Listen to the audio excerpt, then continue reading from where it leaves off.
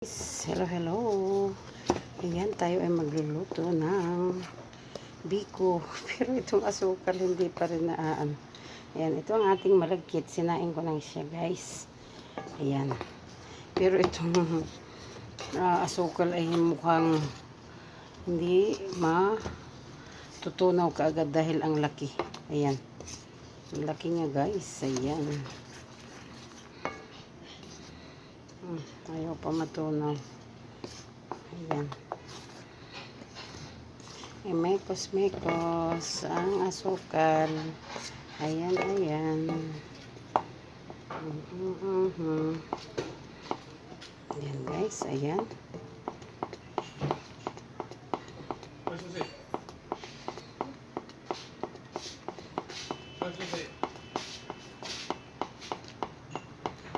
Ayan na, guys. Ang ating asukal na tinutunaw para sa ating gagawing biko. Paano kaya matunaw agad to? Ito naisipan kong ilagay, gamitin yung buo na asukal. Iwan ko ba kung ano naisip ko. May asukal namang brown. Ayan na, guys. Ayan. Atin na pong na durog-durog yung asukal. Ayan. Ayan na siya, guys. Pero may buo-buo pa rin. Bago natin ilagay ang malagkit, ay kailangan ito ay